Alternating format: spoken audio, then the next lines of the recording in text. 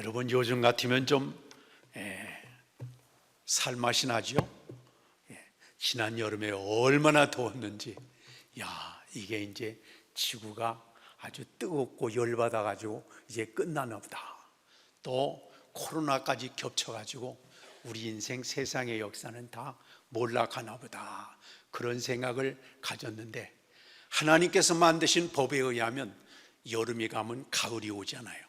근데 이렇게 뜨거워진 지구, 이렇게 복잡한 현실에서 우리 인생에도 시원한 가을이 올까, 막 그런 생각도 가질 때가 있었던 게 사실입니다. 그런데 아니나 다를까 하나님께서 맡으신 이 계절의 순환에 의해서 하나님은 이제 어김없이 가을을 주시는구나, 이 생각하면서 요즘에는 아침 저녁으로 정말 살만 납니다.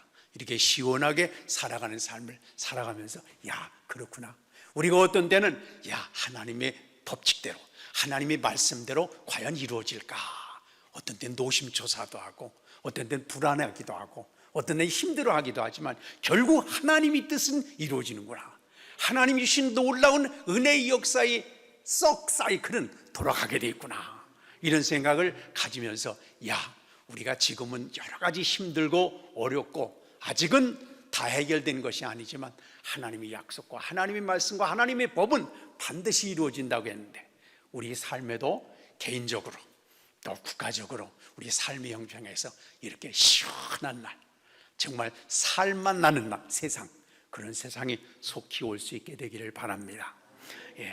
요즘에 세계가 아주 너무너무 시끄럽습니다. 아시는 것처럼 우크라이나 전쟁으로 해서 우리가 조마조마하고 있었는데, 며칠 전에 이스라엘에서 전쟁이 터져가지고 지금 아비규환인 것 같습니다. 하마스의 침략 전쟁을 보면서 인간이 속에 있는 그 악독함, 죄악성, 그 정말 악랄함, 잔인함, 이런 것들이 얼마나 끔찍한 일인지 아주 소름 끼치는 그런 일들을 경험하고 있는 것을 봅니다. 사람의 목숨이 파리 목숨같이 되죠. 시신들이 길거리 여기저기 널브러져 있고, 또 모든 이제 재산들이 다 파괴되고, 또 이제 어떤 경우에는 막 사람들이 그 보도에 의하면 이스라엘 사람들을 공격해서 참수하고, 방에다 10명의 소녀들을 몰아넣고 거기다 수류탄을 투척해가지고 완전히 그냥 아주 시체 바닥으로 만들어 놓은 이 잔인한 모습들이 바로 전쟁을 통해서 일어난 일들이었습니다. 이게 남의 얘기만은 사실이 아닙니다. 저는 이 하마스의 그 잔인한, 그 극단적인 이슬람주의자들이 그 정말 끔찍하고 잔인한 이런 모습들이요. 저도 영상을 통해서 떠돌아다니는 영상을 봤습니다만, 사람들을 세워놓고 그냥 머리에다 총을 난사해서 현장에서 죽는 거, 어떤 경우에는 목을 참수해서 막 하는 그런 끔찍한 모습들을 봤는데, 이게 저 남의 나라만 얘기만 아닙니다. 지금부터 70년 전에, 또 며칠 전에도 보니까 북한에서 남한에 있는 가수들의 동영상을 봤다, 뭐 했다 해가지고 공개 처형을 했다고 그래요. 그래서 어디에는 2만 명을 모아놓고 앞에다가 공개 처형을, 총살을 20몇 명 시켰는데, 그걸 본 사람들이 막 까무러치고 난리 펴서 공포 분위기를 만들어서 통치하는 방법이 북한이 아닙니까? 공산주의자들이 그런 모습입니다. 그 악독한 모습이 사실 팔레스타인 그쪽에만 있는 게 아니라 바로 여기 서울에서 한 40-50km만 올라가면 그 사람들이 지금 진치고 있는 그런 상황입니다. 그래서 6.25 때도 보면 많은 사람들이 막 죽창에 찔리고 목이 잘리고 참혹하게 살해됐던 그런 내용들을 우리가 보죠. 사실 이런 우크라이나 전쟁이나 팔레스타인 전쟁을 빼고도 여기저기 국지전에서 많은 그런 전쟁들이 일어나서 수많은 사람들이 고통 가운데 있는 것을 봅니다. 미국에서는요, 우리나라를, 이 한반도를 전쟁이 끝났다고 보지 않는다는 거예요. 그래서 미군들이 서독에도 파견되고 일본도 파견되고 하는데, 한국에 오면 제일 위험수당이 많답니다. 한국을 전쟁 지역으로 지금 보고 있는 거예요. 근데 우리는 그냥 하도 여기에 익숙해지다 보니까 양치기 소년과 같이 그냥 전쟁은 못 넘어 전쟁이 하고 그냥 편안하게 있는데, 지금도 북한의 막무가내인 김정은이 수많은 북한에 있는 주민들이 굶어 죽고 있는 상황에도 한 발에 수십 원 되는 그런 미사일을 계속 빵빵 쏘아대면서, 그들에게 있어서의 관심은 국민들, 그 백성들이 아닙니다. 권력을 어떻게 유지하고 체제를 어떻게 유지하느냐 하는 것에 최고의 관심을 갖고 있는 북한의 이 하마스보다 더 지독한, ISIS보다 더 지독한 그런 존재들을 우리가 지금 북한에다가 이제 상대하고 나와 있는 그런 상황입니다. 저는 그런 걸 보면서 더군다나 우리나라 이 남한 이 상황에 참 너무너무도 마음이 아프고 기도가 절로 나오는 상황입니다. 국내 정치 싸움이 얼마나 복잡하게 얽혀져 있습니까? 주말에만 이 서울 시내 나가만 봐도 막 여기저기서 난리를 피고 데모를 해야 되고 서로 싸움박질하고, 이번에 이 하마스가 팔레스타인에서 전쟁을 일으켰는데 그것도 네타냐후라는 이 이스라엘 총리가 정치적으로 보면 문제가 있습니다. 분명히 문제가 있어서 여러 가지 갈등 요인을 안고 있는데, 그것 때문에 이스라엘 내부에서도 막 데모하고 막 노조가 일어나서 서로 반목하고 갈등하고 복잡하게 얽혀져서 싸움박질하고 있는 그 상황에서 하마스가 공격을 시작을 했다는 얘기가 있습니다. 그러면서 우리나라가 똘똘 뭉쳐서 해도 저 북한에 있는 막무가내 이 김정은을 막아내기가 어려운데, 우리는 북한하고 싸우려고 하는 것보다도 우리 남한 내부에서 그렇게 계속해서 서로 못 잡아먹어서 앙앙거리는 것 같은 싸움을 하는 것을 보면서 저거 누구 좋으라고 저렇게 싸우고 있는가, 너무너무 안타까운 생각을 가질 수밖에 없습니다. 전쟁은요, 어느 방법을 통해서든지 간에 막아야 됩니다. 전쟁이 일어났다 그러면은 정말 인간의 목숨이 아닙니다. 저는 이번에 팔레스타인 이스라엘에서 있었던 얘기를 여러분도 보셨을 것 같습니다. 8살 먹은 딸을 잃어버린 아버지가 하마스가 공격을 해서 딸이 도망가다가 어떻게 됐는지 딸이 생사를 몰랐던 아버지가 딸이 죽었다는 얘기를 듣고는 하나님 감사합니다. 왜 그러냐? 딸이 끌려가가지고 같은 폭행을 당하고 고문을 당하고 시달림을 당하다 죽지 않고 빨리 죽었다는 거, 그거 오히려 감사합니다 그랬다는 거예요. 여러분, 그 딸을 위해서 얼마나 많이 그렇게 관심 갖고 사랑을 갖고 키운 딸이겠어요? 근데 그 죽은 걸 오히려 빨리 죽은 거, 많이 고생 안 하고 죽은 걸 감사해질 정도의 그 처참함이 전쟁에서 일어나는 결과입니다. 이게 남의 얘기만은 아닙니다.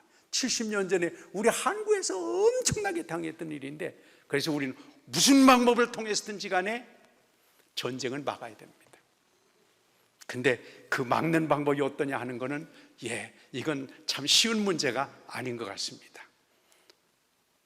지금 저 바깥에 엄청난 흉기를 들고 있는 극악무도한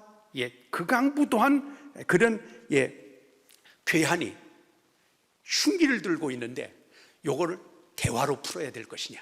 여러분, 아무것도 안 보이고 악마적인 눈을 가지고 흉기를 가지고 달려드는 그 괴한이 집 바깥에 있는데, 이걸 대화로 풀어야 되느냐? 아니면 그 악마 같은 그런 흉기를 든 괴한이 들어오지 못하도록 철저하게 막고 대비를 하고 그걸 어떻게 제압할 수 있도록 준비를 해야 이걸 막아낼 수 있겠느냐?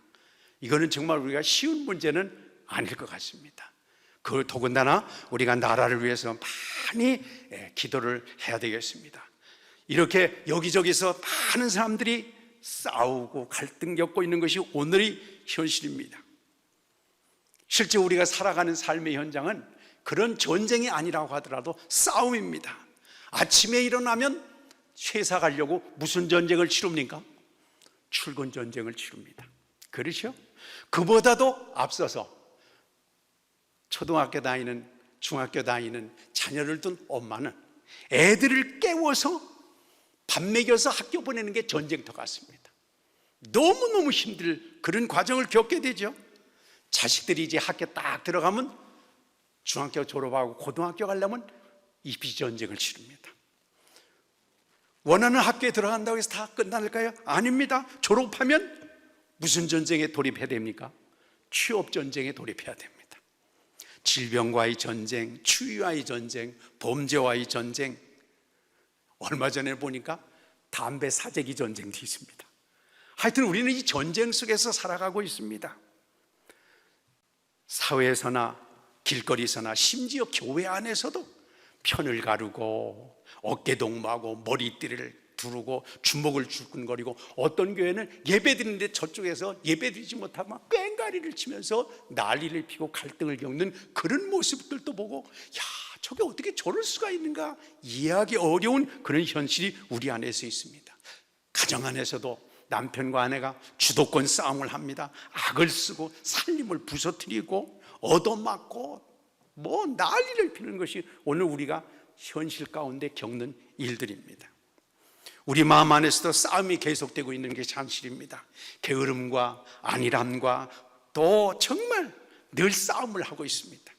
우리 안에 오기를 가지고, 아집을 가지고, 교만한 마음, 탐욕에 끌리는 마음, 독선, 또 뿐만 아니라 거짓, 이런 것들이 우리 양심을 갉아먹고 우리를 끌고 가려고 끊임없이 우리가 우리 안에서 싸움을 하고 있는 것을 봅니다.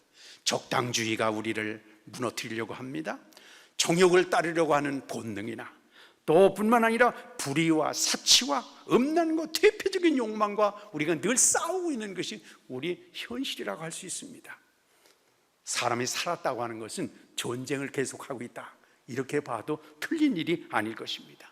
우리 믿는 사람에게 있어도 그냥 걸어갈 수가 없습니다. 왜 그렇습니까? 사탄은 우는 사자와 같이 두루 삼킬 자를 찾아서 지금도 집어먹을 대상이 어디인가, 내 먹거리가 어디 있는가 하면서 끊임없이 우리에게 싸움을 걸어오고 우리를 무너뜨리려고 하고 우리를 집어삼키려고 호시탐탐 노리고 있는 것이 오늘 우리 현실입니다.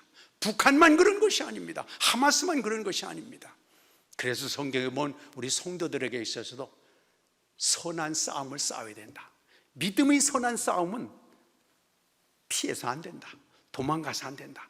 믿음의 선한 싸움을 잘 싸워야 되는데, 그것은 우리가 혈과 육에 관한 싸움이 아니고 어둠의 세상 주관자들과 악한 영들과 우리가 싸워서 이 싸움을 잘 이겨 승리하지 않으면 성도들에게 주어지는 진정한 축복을 누릴 수 없다, 그렇게 말씀하고 있습니다. 여러분, 싸움은 피한다고 되는 것이 아닙니다. 싸움을 싸우되 정말 선한 싸움을 싸울 수 있는 그런 삶이 되시기를 바랍니다. 오늘 성경에 보면 아주 약체인 이스라엘과 강력한 국가적인 조직과 군사적인 조직을 갖고 있었던 아말렉과 전쟁이 붙은 내용이 오늘 성경에 보면 나옵니다. 이스라엘 백성들은 준비 없이 갑자기 출애굽을 해서 광야를 지금 헤매가고 있습니다. 이스라엘은 당시로 볼 때는 소수부족입니다. 또 뿐만 아니라 이 나그네와 같은 그런 떠돌이 신세였습니다. 번듯한 국가 조직이 있는 것도 아니고 또 군대 조직이 있는 것도 아니고 아주 오합지졸들을 데리고 모세가 이스라엘 백성들을 이끌고 애굽에서 출애굽을 해서 가나안을 향해서 가고 있는 상황이었습니다. 그러다가 지금 아말렉과 전쟁이 붙게 됐는데, 이 아말렉이라고 하는 그 당시에 왕권을 가지고 있었습니다. 이스라엘 백성들은 아직 부족 처지였어요. 그 부족 시족적인 그런 조직 갖고 있는 상황이었는데, 아말렉은 왕권이 딱 세워져서 조직이 잘 돼 있었습니다. 군사적인 것들도 다 준비되는 그런 조직이었습니다. 군대의 숫자로 보나 조직으로 보나 훈련 정도로 보나 이스라엘하고는 싸움이 안 되는 겁니다. 그런데 이스라엘은 싸울 수밖에 없는 상황이었습니다. 이렇게 강력한 이제 아말렉 앞에 이스라엘은 싸움의 상대가 되지 못했는데, 더군다나 이 이스라엘은 떠돌이로서 나그네 신세였기 때문에 지금 전쟁이 붙은 르비딤이라고 하는 곳은 아말렉 지역이었습니다.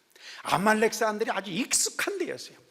지리적인 것도 잘 알고 또 여기 특성도 잘 알고 모든 것들을 잘 아는 르비딤, 그것은 아말렉이 속해 있는 유리한 지역이 있는데, 떠돌이 하다가 마침내 르비딤까지 와 있었던 이스라엘을 아말렉이 공격을 해서 싸움을 하게 됐기 때문에 아말렉으로서는 본거지에 속하는 이 지형이 익숙하지요. 모든 것들을 잘 활용할 수 있는 그런 모든 것들이 되어 있는 그 지역에서 숫자도 많고 군사적인 조직도 완벽하고 무기도 잘 갖춰지는 아말렉하고 이스라엘의 전쟁을 해야만 되는 상황이었습니다.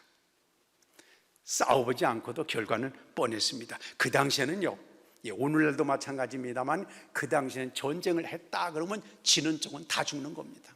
우리가 아는 것처럼 이 출애굽기나 이 신명기 같은 데도 보면 하나님께서 이스라엘 백성들에게 아말렉이나 블레셋하고 싸워서 그들이 지면 다 목을 쳐버립니다. 수많은 사람들이. 그래서 지금 전쟁에서 졌다 그러면 목이 다 잘라집니다. 참수가 됩니다. 사지가 다 찢어져 죽습니다. 겨우 어떻게 해서 목숨을 유지한 어린이들이나 여자들은 종이고 노예로 끌려갈 수밖에 없는 상황입니다.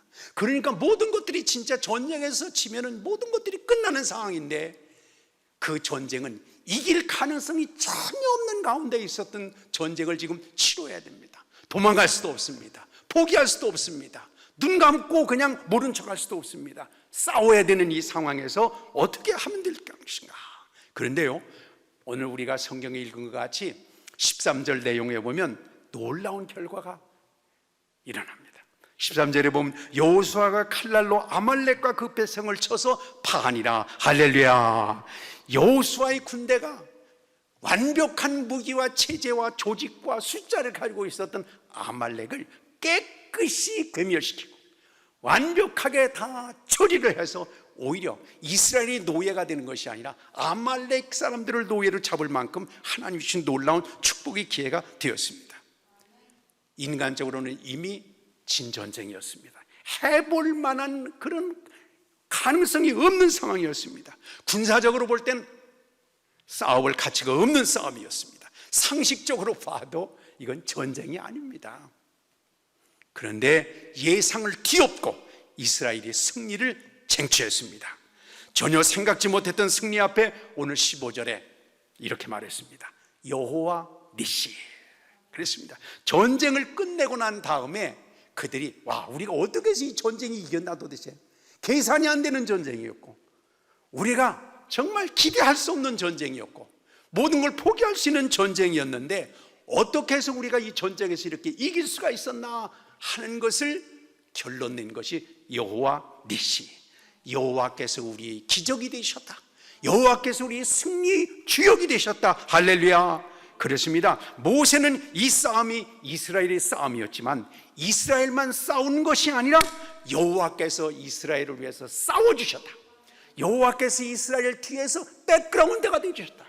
이스라엘의 모든 것들을 하나님께서 공급하셔서 아말렉 이상으로 힘과 능력을 발휘하게 하심으로 마침내 이스라엘의 승리를 안겨주었습니다. 이겨놓고 보니까 이게 하나 자기들에게 유리한 것이 하나도 없었습니다. 자기들이 있다고 할 것이 하나도 없었습니다. 하나님께서 역사하셨구나. 이게 오늘 전쟁에서 나온 결과물이었습니다.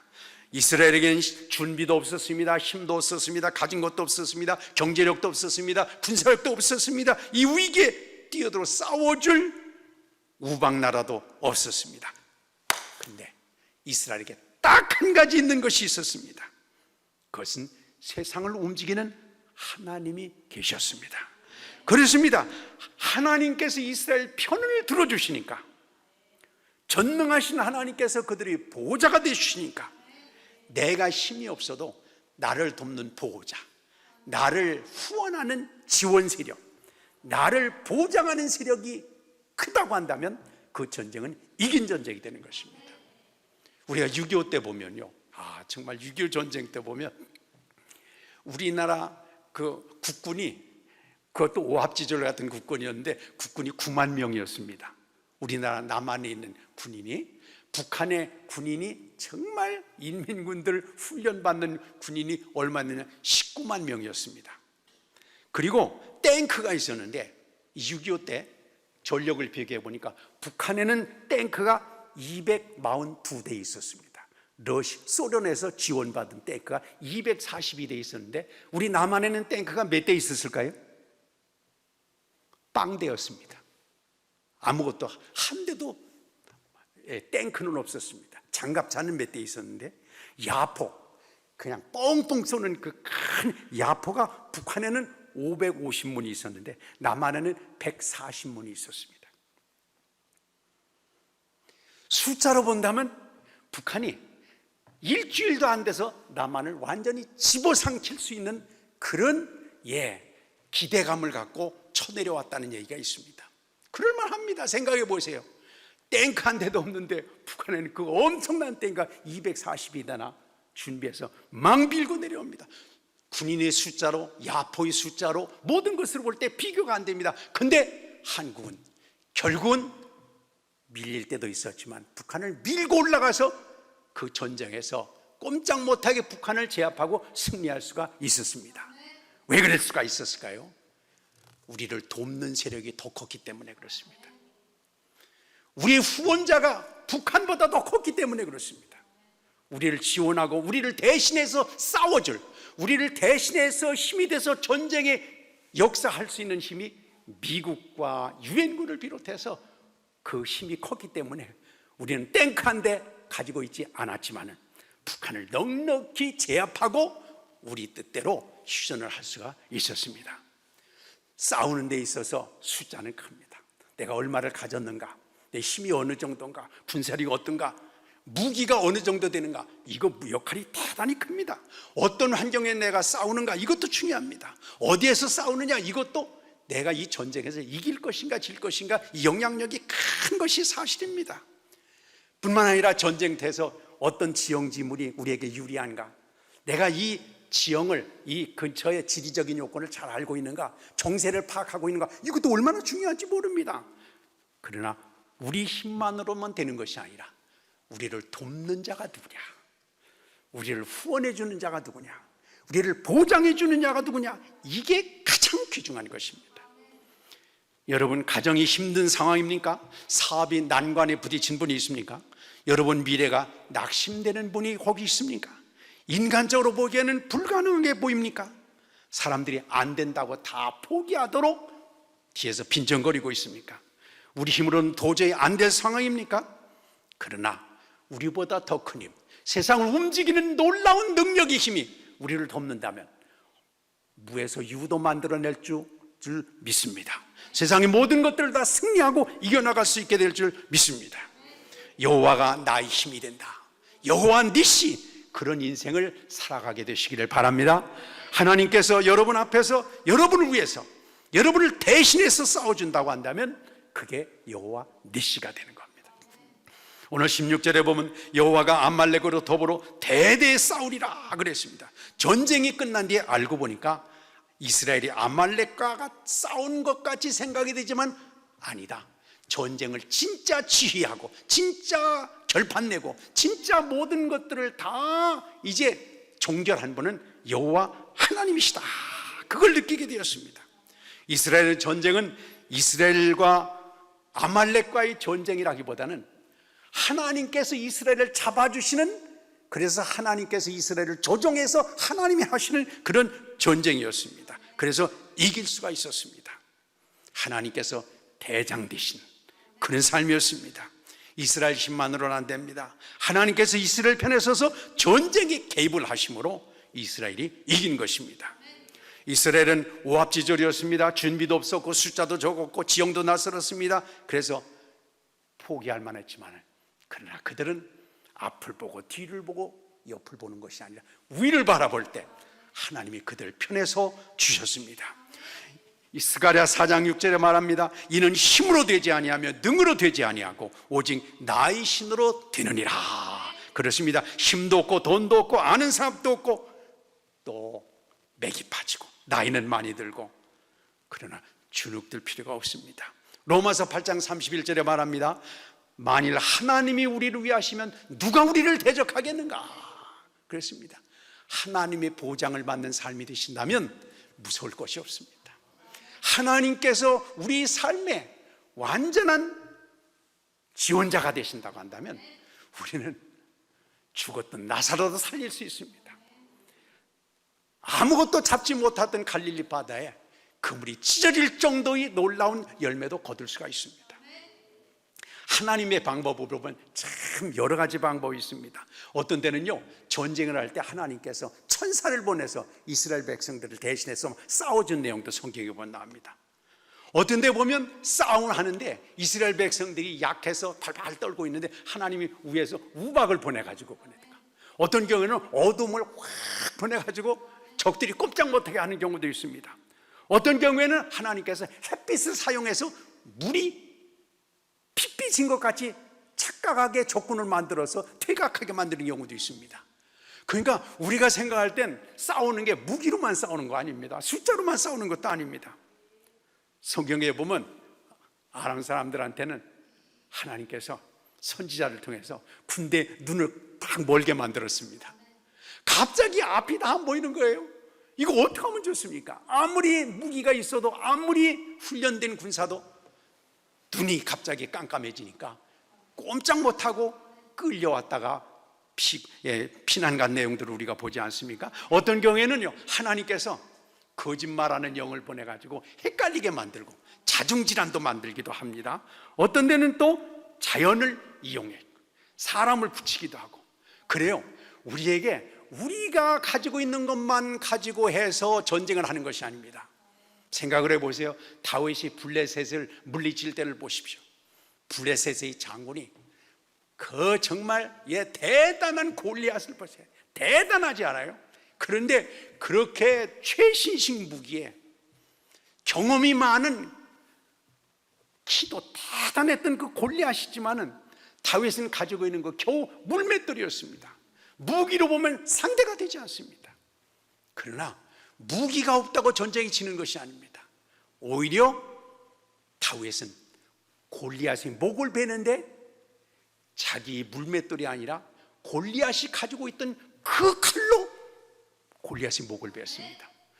우리가 무기가 없다고 해서, 재산이 없다고 해서, 우리가 여건이 좋지 않다고 해서 걱정할 필요 없습니다. 하나님은 자연도 활용하시고 적군이 가지고 있는 무기도 사용하시고 그가 가지고 있는 모든 것들도 하나님이 시작하시면, 하나님이 역사하시면 모든 것들이 변하게 될 줄 믿습니다. 그렇습니다. 나는 IQ도 별로고 집중력도 없고 난 끈기도 없고 건강도 여의치 않고 또 정말 여건이 안 좋다고 그렇게 걱정할 필요가 없습니다. 성령께서 나서시면 생각나게 해주시고 지혜를 주시고 좋은 사람과 만나게 해주시고 하나님이 놀라운 역사를 이끌게 될 줄 믿습니다. 그렇다면 문제는 그겁니다. 어떻게 하면 하나님께서 내 편이 되주실까? 이게 문제입니다. 어떻게 하면 하나님께서 내가 싸우는 이 전쟁이 나만의 전쟁이 아니라 하나님의 전쟁이 될 수 있을까? 하나님께서 지원해 주시고 책임져 주시는 전쟁이 될 수 있을까? 이게 우리의 숙제인 것입니다. 어떻게 내 일에 하나님이 관여를 하실까? 어떻게 하면 내 가정의 사회에 하나님께서 개입하셔가지고 자식들의 마음을 녹여놓고 부부간의 사랑을 싹트게 해놓고 어렵고 힘든 사업의 길을 열어놓고 하나님이 역사하시면 하시는데 언제 어떻게 그러면 하나님께서 왜 우리 가정에 개입을 하시게 될 건가? 이게 문제입니다. 나의 싸움에 하나님께서 친히 개입해 주셔서 내 싸움이 아니라 하나님의 싸움이 되고 우리 전쟁이 아니라 하나님이 전쟁이 돼서 하나님의 의를 이루는 그런 싸움을 싸게 될 건가? 성경에 보면요, 온통 성경 얘기인데 싸움의 얘기입니다. 사실 전쟁 얘기입니다. 창세기에서부터 보세요. 뱀이 와가지고 아담과 하와를 그냥 이렇게 유혹할 때부터 속에서 싸움이 들어야 될 건가 안 들어야 될까, 저 말을 따라야 될까 이거 말을 따라야 될 건가, 거기서부터 싸움이 시작돼서 성경은 온통 싸움의 얘기입니다. 우리는 엉뚱한 욕심을 위해서, 고집을 세우기 위해서, 편견을 위해서, 아집을 위해서, 탐욕을 위해서 싸우는 것이 아닙니다. 악한 영들에 대한 싸움입니다. 하나님의 의를 이루기 위한 싸움입니다. 하나님의 선한 역사를 위한 싸움입니다. 세 가지를 잠깐 생각하면서 오늘 저녁에 어떻게 하면 하나님께서 우리의 주인이 되주실까? 어떻게 내 싸움에 하나님이 개입하셔서 내 싸움에 하나님이 대장으로 모든 것들을 주관하심으로 승리하게 하실 것인가? 그걸 세 가지로 요약해서 생각하면서 기도하려고 합니다. 첫째는요, 하나님을 주인으로 모실 때 우리의 전쟁이 아니라 하나님이 전쟁이 됩니다. 9절에 보면 모세는 하나님이 지팡이를 잡고 산꼭대기에 손을 들었다 이렇게 나옵니다. 지금 아말렉이 구름대와 같이 달려들어가지고 절체절명의 심각한 상황의 전쟁인데 이 당시에 최고의 지도자는 모세입니다. 최고의 지도자가 위급한 상황에 있는 르비딤의 전쟁터에 있어야 되겠습니까? 산에 올라가야 있어야 되겠습니까? 여러분 생각을 해보세요. 지금 중요하게 살고 죽는 게 르비딤 이 지역에서 지금 일어나고 있는데 이 모세는 어떻게 하면 가서 르비딤에 가서 이스라엘 백성들을 격려하고 이스라엘 백성들을 뒤에서 후원하고 지원하고 이래야 될 것이 아니겠습니까? 그런데도 불구하고 이스라엘 백성들에게 가서 싸움은 이렇게 해야 된다, 저기에 뭐가 문제가 있다, 이렇게 하면 이길 거다, 그 훈수라도 좀 둬야 될 거 아니겠습니까? 그런데 최고 능력자인 모세, 더군다나 모세의 손에는 뭐가 있었습니까? 모세의 손에는 바로를 굴복시킨 지팡이가 있었습니다. 모세의 손에는 홍해를 갈랐던 그 능력의 지팡이가 그 손에 들려 있었습니다. 뿐만 아니라 그 모세의 손에는 바위 덩어리에서 물을 생수를 뽑아냈던 능력의 지팡이가 그 손에 들려 있는데도 불구하고 그 지팡이를 가지고 싸움터에 나가면 얼마나 좋겠습니까? 그냥 그 지팡이를 가지고 싸움터에 가서 확 후리면 그냥 군인들이 다 쓰러질 거 아닙니까? 근데 모세는 싸움터로 나가질 않았습니다. 산으로 올라갔습니다. 이 전쟁이 결국 끝나고 나서도요, 모세는 백성들, 군인들, 우리 이스라엘 백성들 수고해서 파티를 열어야 돼, 포상도 해야 돼, 휴가도 보내야지 돼. 근데 그렇지 않고 이 모세는 전쟁이 끝나서 여호와 니시 이긴 것을 알고는 뭐를 했느냐 그러면 15절에 가서 보니까 단을 쌓았다 그랬습니다. 단을 쌓았다는 건 뭡니까? 예배를 드렸다 그런 뜻입니다. 다시 얘기한다면 하나님이 주인이셨습니다 하는 고백인 것입니다. 여러분, 하나님은 찬송 중에 거하시는 분이다 그러지 않습니까? 경건한 여호사밧 왕이 큰 위기를 당했습니다. 역대하 20장에 보면 아람의 3국 군인들이 침략을 해왔는데 이 여호사밧이 감당할 수가 없는 거예요. 어떻게 하면 좋겠는가? 근데 기도하는 가운데 하나님께서 가르쳐 주셨죠. 이스라엘 백성들 군대 앞에다가 찬양대 가운을 입혀가지고 나가서 먼저 싸움터에 나가서 찬양을 해라. 꼭 여리고성 도는 것 같이 말이죠. 먼저 찬양을 하라. 우리가 생각하면 정신 나간 일입니다. 그렇잖아요.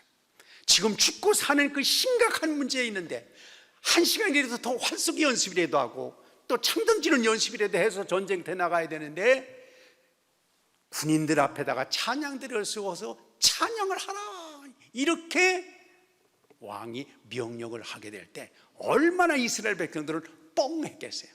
저게 도대체 인생을 어떻게 생각하냐, 저게 상식이 있는 사람이 없는 사람이야. 근데 그 성경에 보니까 찬양대가 찬양을 시작할 때 여호와의 복병이 나타났다. 우리가 그 복병이 어떻게 됐는지는 잘 나와 있지 않습니다만 어쩐지 간에 하나님이 놀라운 군사를 동원해서 그들을 깨끗이 물리쳤다 나옵니다.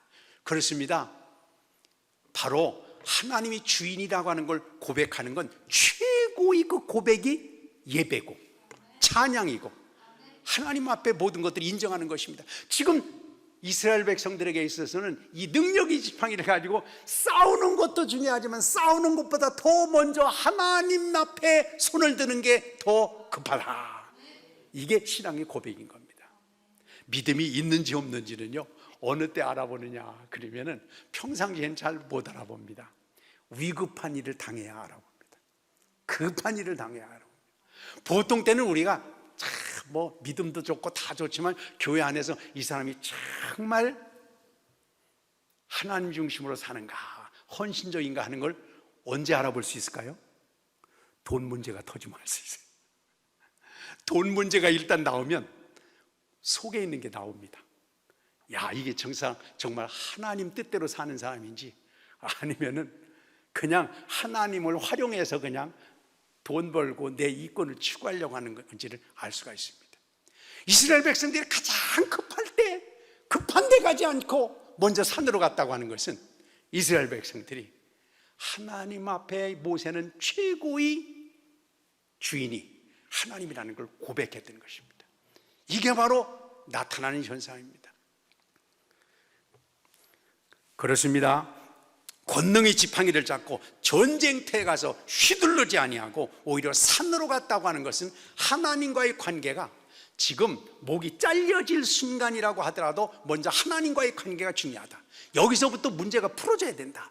여기서부터 해결될 것을 고백할 때 하나님은 거기에 개입을 해 주신 것입니다. 내가 일하고 내가 싸우는 것도 중요하지만 가장 큰 역할은 하나님이 산 꼭대기에 올라가는 것입니다. 하나님 앞에 문제를 옮겨드리는 것입니다. 하나님이 손안에 내 어렵고 힘든 것들을 띄워가지고 그것에 옮겨놓는 것입니다. 세상을 뒤바꿀 기적의 하나님을 모셔와야만 이길 수가 있기 때문입니다. 이게 아무나 되는 것이 아닙니다. 성경에도 보면 예수님의 제자들이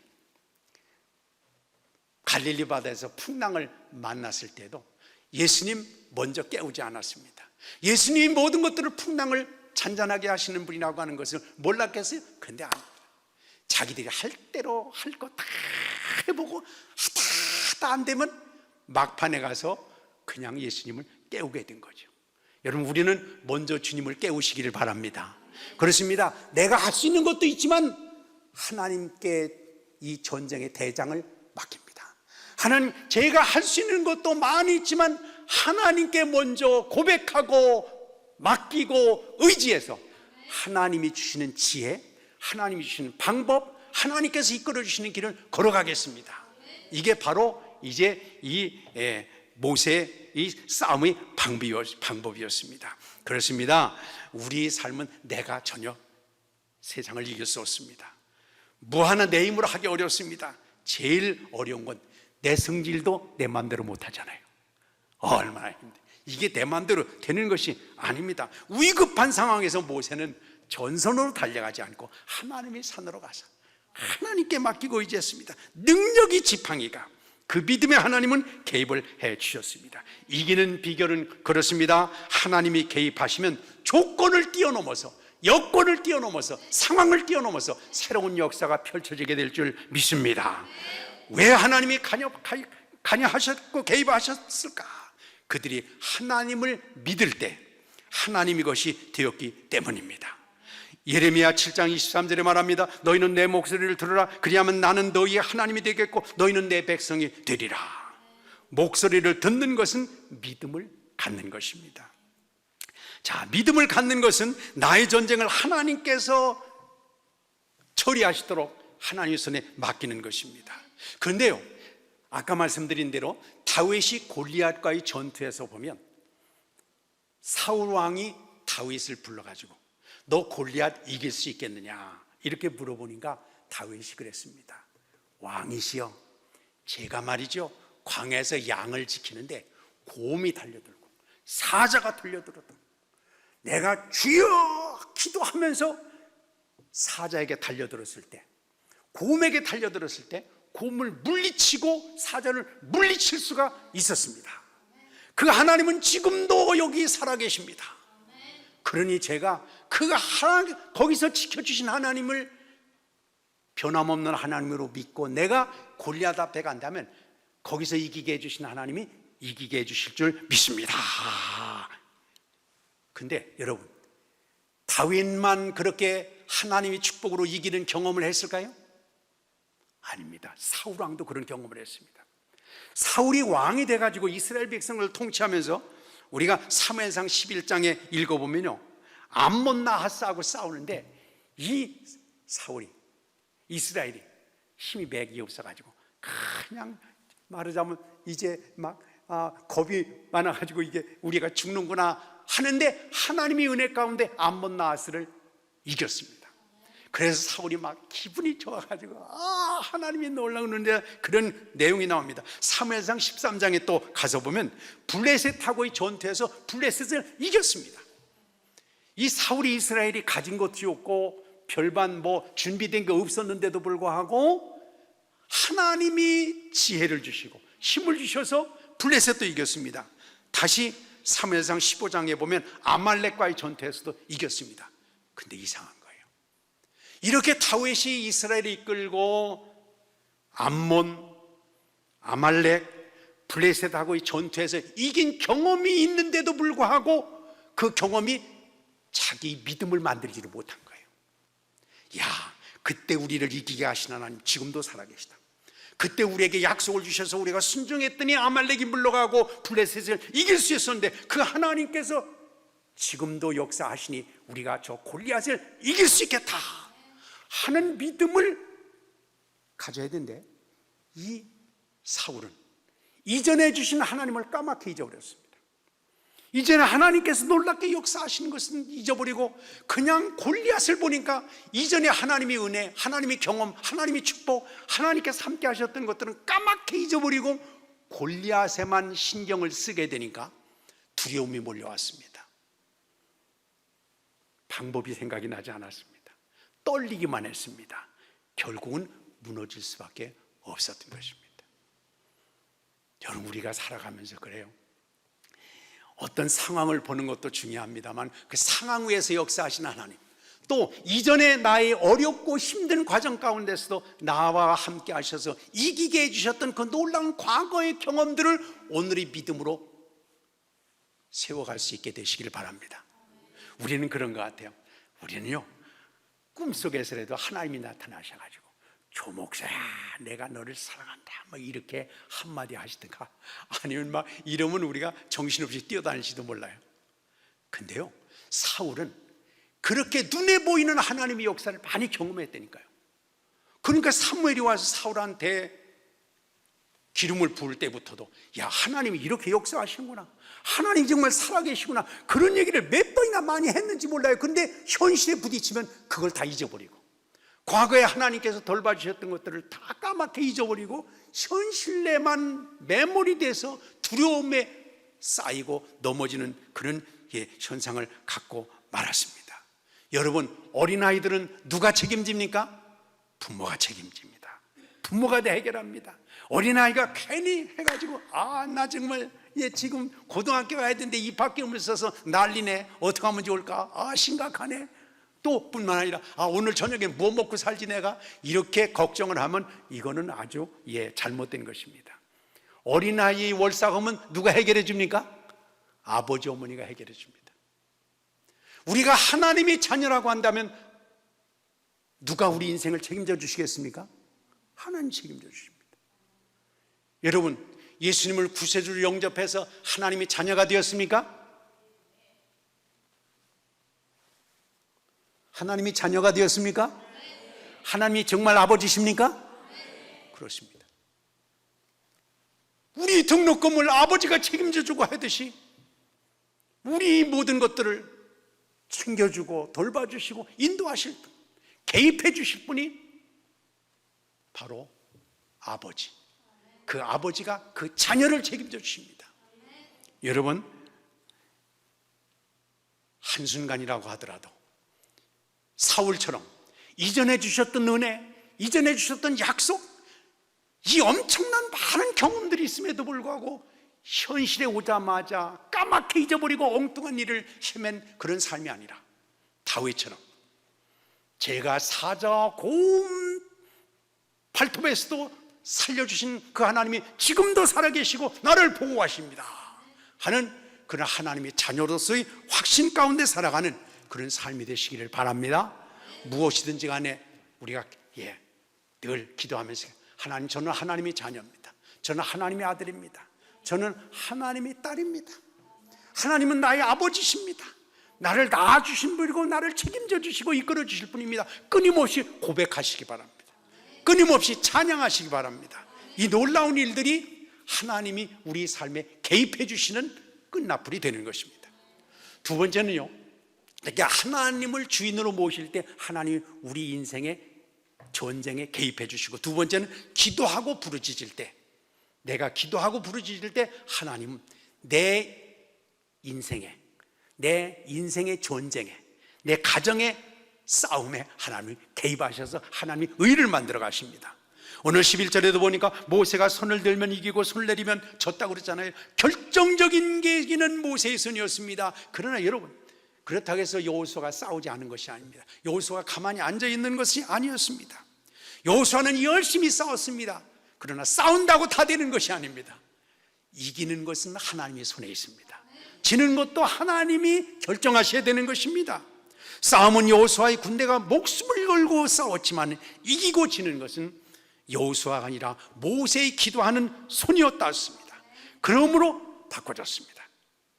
사랑하는 여러분, 이기고 지는 것은 하나님의 손에 있고 우리 기도를 보시고 하나님이 결정하신다고 하는 사실을 기억하시길 바랍니다.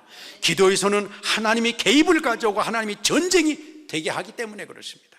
모세의 기도의 손을 보고 하나님은 전쟁에 개입해 주셨습니다. 손이 내려올 때 하나님도 쉬셨습니다. 모세가 산에 오른 것처럼 오늘 우리는 이 기적의 동산, 기도의 동산, 이 동산에 올라왔습니다. 모세처럼 기도가 쉽지 않습니다. 얼마나 모세가 죽을 때까지 쌩쌩해던 모세였지만 기도하는 손이 너무너무 힘들어서 옆에서 두 사람이 받쳐줘야 될 정도의 삶을 살았습니다. 기도처럼 어려운 것이 사실 없습니다. 기도처럼 깨어 기도한다고 하는 것이 얼마나 힘들고 어려운 일인지 모릅니다. 그러나 최고의 가치는 기도인 줄 믿으시길 바랍니다. 그렇습니다. 우리가 기도의 손을 하나님 앞에 간절히 마음을 다해서 들고 기도하게 될 때 하나님께서는 여호와 니시로 개입하게 되실 줄 믿습니다. 이를 얼마 전에 제 친구가 보내준 것 가운데 그런 게 있습니다. 1948년에 한국이 이제 그 한국의 대한민국 정부가 세워지면서 정부가 세워지면 국제적으로 인정을 받아야 됩니다. 너희는 나라다 이렇게 인정을 받아야 되는데 우리 대한민국이 세워지면서 가장 이 나라에 세워진 걸 반대한 것은 말할 것도 없이 공산권이었습니다. 소련을 비롯해서. 그래서 우리나라에서 이제 이승만 대통령을 비롯해서 빨리 우리가 국제사회에서 대한민국을 나라로 인정을 받아야 우리가 어디 가서든지 활개치고 나라 일을 할 수 있겠다 생각을 하고 장면 총리인가 부총리를 단장으로 해가지고 사절단을 아마 그때는 유엔 회의가 파리에서 열렸던 모양입니다. 파리에 보냈습니다. 파리에 보내서 대한민국을 한반도의 정통적인 정부로 인정해달라 이렇게 이제 요청을 하게 됐는데 그걸 가장 극렬히 반대하던 게 소련이었습니다. 소련은 김일성을 중심으로 해서 북한에 공산 빨간 정권을 세우려고 막 그런 상황이었기 때문에 대한민국 정부가 수립되는 걸 극구 반대했다는 거예요. 그래서 마침내 유엔이 회의를 열어가지고 안건을 상정했습니다. 대한민국을 국가로 인정할 것인가. 그런데 그 안건이 상정되면 24시간인가 48시간 내에 그 안건이 처리되지 않으면 그냥 그 안건은 무효가 되고 만되는 겁니다. 그래서 긴장을 하고 큰일 났습니다. 장면 총리를 비롯해서 몇 사람들이 파리에 가서 어떻게 하면 좋습니까? 이거 안건으로 올라갔는데 이게 몇 시간 내 24시간인가 제가 48시간인가 이제 잊어버렸습니다만 그 시간 내에 이게 해결되지 않으면 우리나라가 국제적으로 인정을 받지 못하게 되는데 어떻게 하면 좋습니까? 하면서 연락을 해서 한국의 이승만 대통령한테 한국에 있는 사람들은 하나님 앞에 기도해 주세요. 또 파리에 있는 그 교포들 아는 사람들도 동원해가지고 열심히 기도하게 됐대요. 장면은 물론 천주교 신자입니다만 천주교도 뭐 따질 것 없이 그냥 열심히 기도했대요. 근데 회의가 마침내 열렸습니다. 근데 소련을 중심으로 해서 헝가리, 체코 이런 나라가 필리버스터라는 게 있습니다. 그래서 지연전술이라는 게 있어요. 그래서 표결 묻히도록 못하도록 2시간 단위로 해서 열몇 나라가 쭉 순서를 정해가지고 소련에서 2시간 동안 의사 진행 발언을 계속해서 지연시키다가 그 다음에 이제 헝가리가 나오고 그 다음에 체크가 나오고 이렇게 해서 대기하면서 그걸 의안을 그냥 부결시키려고 그렇게 작전을 쓰게 됐다는 거예요. 하나님 이거 어떻게 하면 좋습니까? 소련이 저렇게 극도로 반대하는데 저거 어떻게 하면 좋습니까? 해서 열심히 기도하게 되는데 참 신기한 데는 그런 데가 있습니다. 열심히 기도했는데 드디어 회의가 시작됐습니다. 소련 대표가 나와가지고 그랬다는 거예요. 이승만 그 자는 아주 나쁜 사람입니다.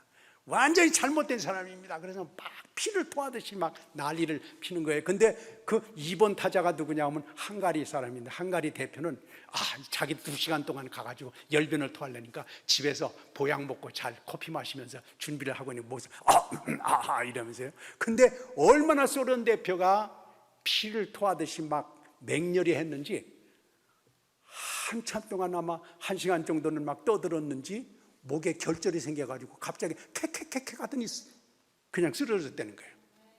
이거 난리가 난 거, 이거 어떡하면 좋냐. 그래가지고 실려서 119 말하자면 구급차에 실려가지고 병원으로 떠났는데, 이 의장이 그랬습니다.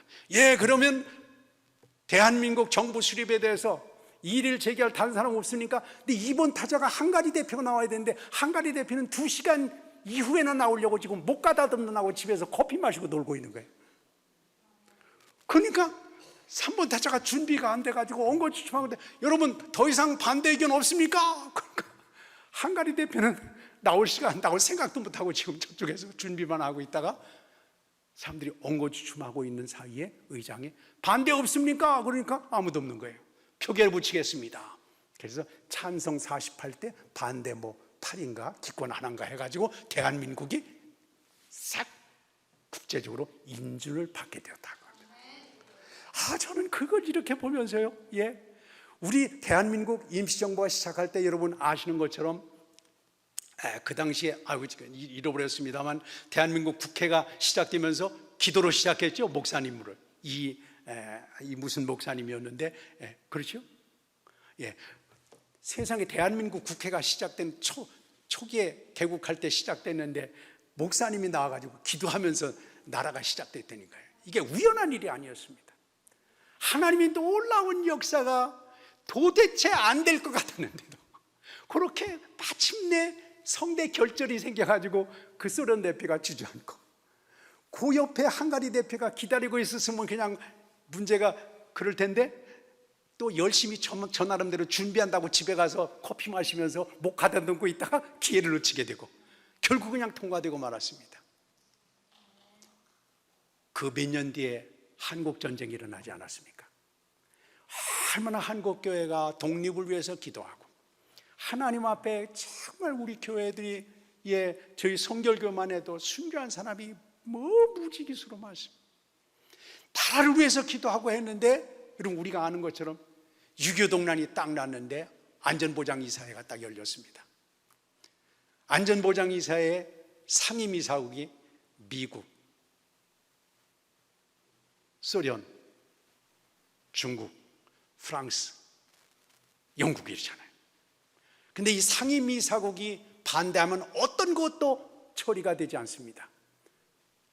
그런데 6.25 전쟁이 나고 안전보장이사회가 확 열렸습니다. 한반도에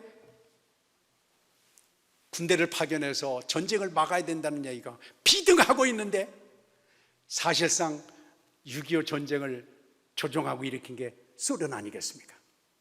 근데 소련이 와가지고 오늘날은 소련과 중국이 반대해서 유엔이 되는 것도 하나도 없습니다. 분쟁 지역이 있다고 해서 처리되는 게 거의 없습니다. 그런데 그 당시에 안전보장이사회가 딱 열렸습니다.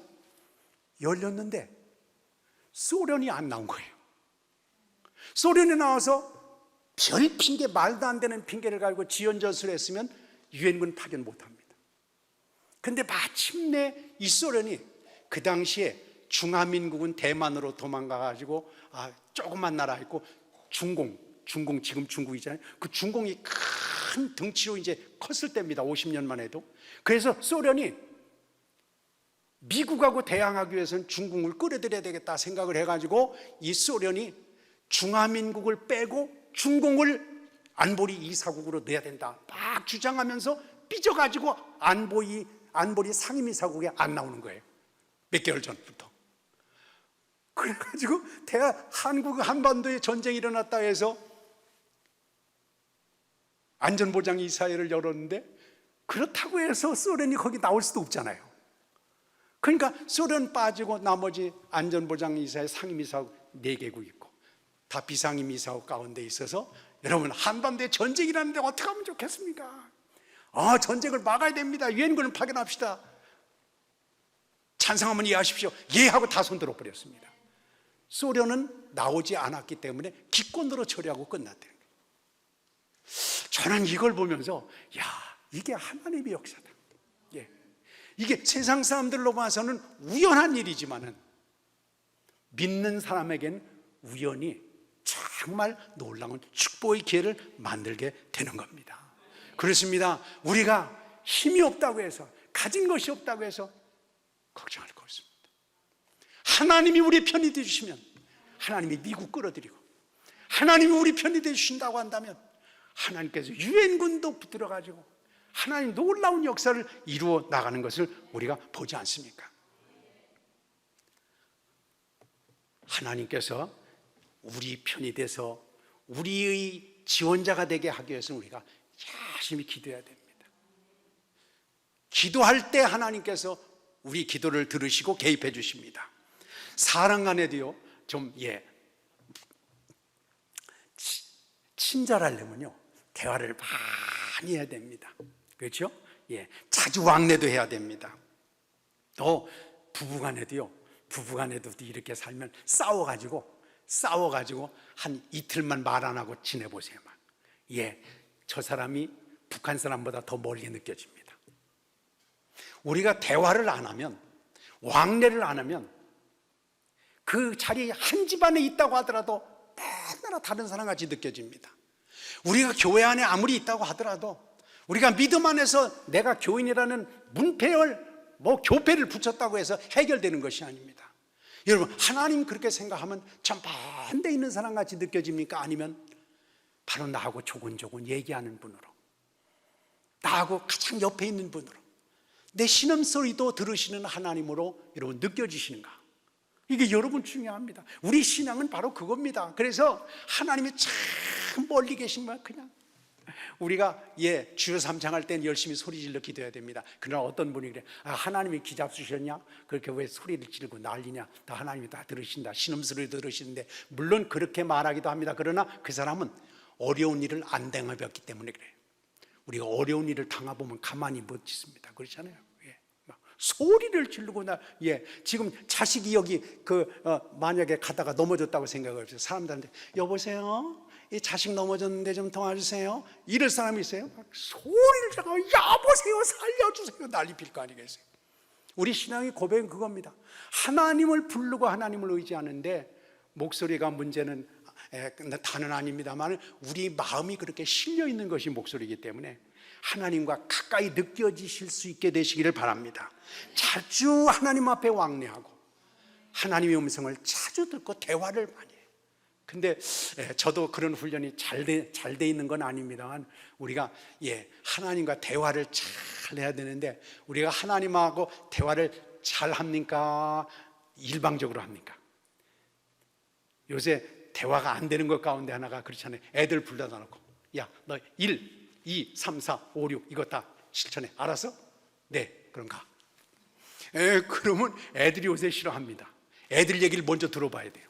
너는 어떻게 생각하느냐? 너는 어떻게 기억하냐? 그래야 이게 소통이 됩니다. 근데 우리가 하나님 앞에서도 그런 것 같아요. 여러분, 하나님 앞에 5분 기도했으면 한 2분쯤은 하나님의 음성을 들으려고 좀 해봐야 됩니다. 하나님, 제가 이렇게 기도하고 말씀드렸는데 하나님은 뭘 원하십니까? 하나님께서 저에게 기대하시는 것은 뭡니까? 하나님, 저는 어떻게 하면 되겠습니까? 근데 우리가 기도할 때 늘 보면 국회 청문회 하는 거 비슷한 것 같아요. 국회의원들이요, 청문회 한다고 장관 대사장한테 불려놓다 앉아가지고 후보자에게 묻겠습니다. 1, 2, 3, 4, 5, 6, 7, 8. 그런데 후보자가 얘기하려면 그만! 그래서 다시 그러니까 국회의원들이 지 말만 하지 들으려고 하지 않아요. 청문회 할 때 여러분 자세히 한번 보세요. 후보자가 뭐라고 얘기하는 건 관심 없어요. 지 말만 하고 그냥 끝나고 부적격자라고 끝내는 거죠. 근데 우리가 하나님 앞에 기도할 때도 그런 거 같아요. 하나님 앞에 깊이 기도하고요, 또 하나는 여러분이 조금은 훈련을 통해서 하나님, 제가 이렇게 원하는데, 이렇게 어려운 상황인데, 이렇게 문제가 있는데, 이걸 주님의 손에 맡기는데 하나님, 저런 어떻게 처리를 하고 해나가야 되겠습니까? 그래야 대화가 되는데 일방적으로 쏟아만 붓고 하나님 알아서 하시오 그냥 가면 대화가 안 되잖아요. 여러분, 하나님과 깊이 대화하는 그런 삶이 되시기를 바랍니다. 그래서 우리가 아무리 옆에 있다고 하더라도 대화를 안 하면 외국 사람 같이 느껴집니다. 아무리 대화를 해도 내 얘기만 하고 끝나면 저 사람하고는 전혀 소통이 안 됩니다. 하나님 앞에 기도하고 뿐만 아니라 하나님과 이렇게 하나님께 말씀드리고, 하나님 저 깨닫게 해주세요, 저 느끼게 해주세요, 저 보게 해주세요, 저 알게 해주세요, 제 마음에라도 찝히게 해주세요, 제가 어떻게 하면 되는지 하나님께서 가르쳐 주세요. 그 하나님의 해답을 좀 들을 수 있는 그런 길을 걸어가게 되시기를 바랍니다. 마태복음 8장에 보면 우리가 아는 것 같이 배에 풍랑이 왔을 때 예수님이 주무신 것을 봅니다. 배에 있는 제자들이 죽겠다고 난리를 피는데도 불구하고 주님이 주무시고 계셨어요. 주님이 기가 어두셨을까요? 주님만 피곤해서 그랬을까요? 아닙니다. 깨울 때까지 주님은 기다리신 것입니다. 예수님을 구세주로 고백할 때 주님은 우리와 함께 하십니다. 그러나 거기서 끝나면 안 됩니다. 우리와 함께 하신 데서 끝나면 안 됩니다. 주님이 일어나셔서 내 전쟁에 개입해 주셔야 됩니다. 내 싸움에, 내 문제, 내 어려움에 하나님께서 해결자로 세워주셔야 됩니다. 그것은 기도할 때 하나님은 개입해 주십니다. 신앙을 고백할 때 함께 해주시고, 마침내 하나님을 깨우고 기도하게 될 때 하나님께서는 우리 삶에 개입해 주시고 인도해 주십니다. 사랑하는 여러분, 하나님이 함께 하신다고 하는 것은, 우리가 요새 그런 얘기를 많이 하죠. 하나님이 임재, 그렇습니다. 하나님은 어디나 다 임재해 계십니다. 우리가 고백할 때 임재해 계십니다. 그러나 문제는 거기서 끝나면 안 됩니다. 하나님이 개입하시게 해야 됩니다. 내 생각을 개입해서 내 생각을 바른 곳으로 방향 지어 나가게 하시고, 내 길을 하나님께서 개입해 주셔서 필요한 사람을 만나게 해주시고, 하나님께서 나에게 힘을 주셔서 나의 삶을 이끌어 나갈 수 있도록 기도하시는 가운데서, 긴밀하게 하나님과 대화하시는 가운데서 하나님이 개입을 경험하게 되시기를 바랍니다. 또 하나는 여러분, 사명에 순종할 때, 세 번째는 하나님이 우리 삶에 개입해 주십니다. 하나님께서 우리를 부르신 것은요, 우리를 구원해 주실 뿐만 아니라 우리를 통해서 하시고자 하는 구원의 역사, 하나님의 일의 도구로 우리를 쓰임받게 하기 위해서 하나님은 우리를 불러주셨습니다. 그렇습니다. 우리가 사명자로 살아가게 될 때에 하나님은 개입해 주십니다. 마태복음 28장 우리가 잘 아는 것 같이 끝장에 그랬죠. 내가 세상 끝날까지 너희와 항상 함께 있으리라. 근데 우리는 그 성경 말씀만 맨날 외우고 있는데, 그것보다 더 중요한 게 19절 그 앞에 있는 자리입니다. 너희는 온 세상에 나가서 복음을 전해서 세례를 받고 주님이 제자로 만들어라. 그러면 내가 너희와 함께 하겠다, 그런 뜻입니다. 사실 그 앞에 있는 것 때문에 뒤에 함께 있다는 것이 그냥 아무나 함께 있다고 하는 그런 뜻이 아닌 것입니다. 여러분, 드라마를 보세요. 드라마의 주인공이 막 위기에 처해서 주인공이 죽을 뚱말뚱하고 위험에 처할 때가 많이 있습니다. 그러면 요새는 안 봅니다. 예전에 아유 저거 어떻게 해요, 우리 집사람, 아유 저 사람 죽네, 저거 어떻게 해요. 여보, 안 죽어.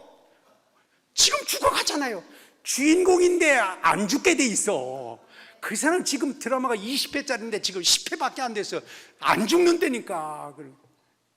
주인공이 죽으면 드라마가 끝나는 거야. 그랬더니 아이 정말 분위기 깨네 나한테. 근데 여러분 진짜 그래요. 주인공이 죽으면 드라마가 끝납니다. 아무리 위기에 처하고 아무리 죽은 것 같아도 사명이 있으면 살아납니다. 여러분, 그냥 오래 살려고, 그리고 뭔가 내가 하려고 이러고 이 위기를 벗어나려고 하기보다도 하나님이 나에게 주신 사명이 뭔가, 그 사명에 산다고 한다면 하나님은 우리 인생의 드라마를 절대로 끝내지 않습니다.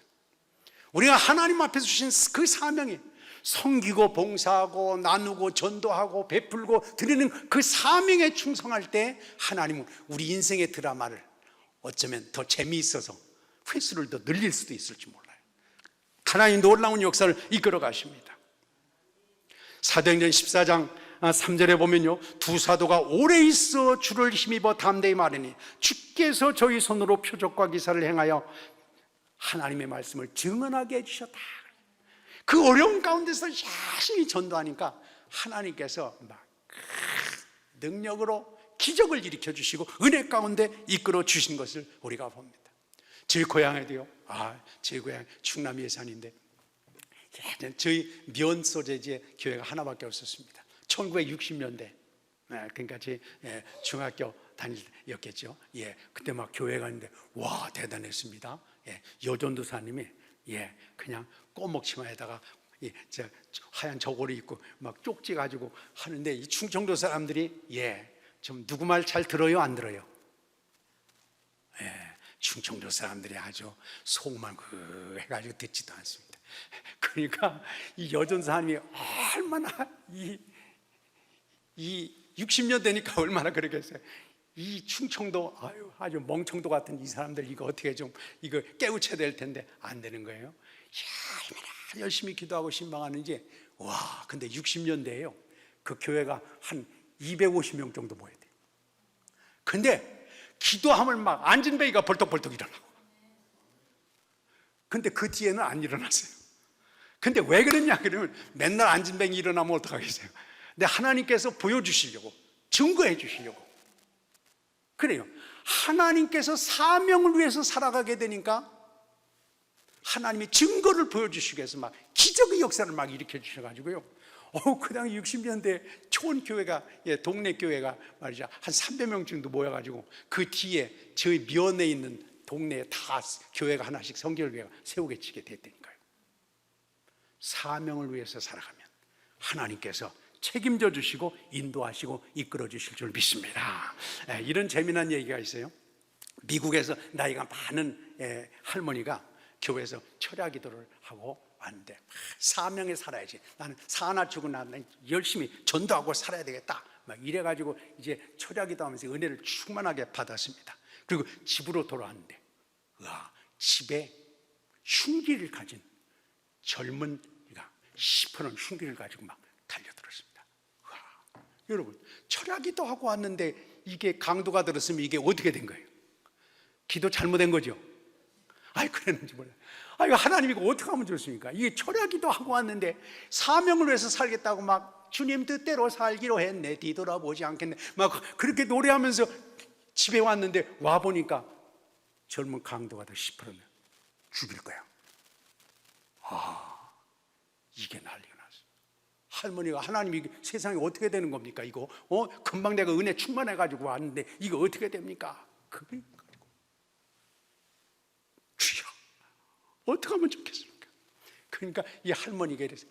아이고 죽든지 말든지 하여튼 뭐 내가 이 나이까지 살았는데 더 살아도 그런지 하나님께 맡기고 그냥 끝까지 전도만 하다가 죽어야 되겠다. 사명이 그거니까. 그래가지고 이 할머니가 막 여보게 젊은이 이거 보게 그러면서 이렇게 얘기했습니다. X 238 그랬어요. X 238 소리를 팍 질렀습니다. 이러니까 이 젊은이가 흉기를 가지고 있다가 흉기를 떨어뜨리면 덜덜덜덜덜 떠는 거예요. 그래가지고 이 할머니가 정신을 차려가지고 이거 어쩐 일이야? 그러면서 경찰한테 연락을 했는데 경찰이 오기까지 이 청년이 꼼짝 못하고 덜덜덜 떨고 있습니다. 그러니까 경찰이 와가지고 이 흉기든 범인한테 물어봤다는 거예요. 너 말이야 어떻게 해서 그렇게 벌벌벌 떨고 있냐 할머니 앞에? 그러니까 이 범인이 이렇게 얘기하는 거예요. 경찰관한테, 경관님 저 할머니 손에 뭐 가지고 있는지 못 보셨죠? 못 봤다. 뭘 가지고 있는데? 성경책밖에 더 있냐? 그러니까 아이고 경관님 몰라서 그렇죠. 저 할머니 손에 도끼가 있어요. 도끼가 양손에 2개 나가고 있고요. 또 뿐만 아니라 389경 권총 한 자루가 있대요. 이게 뭔 얘기야 이놈이?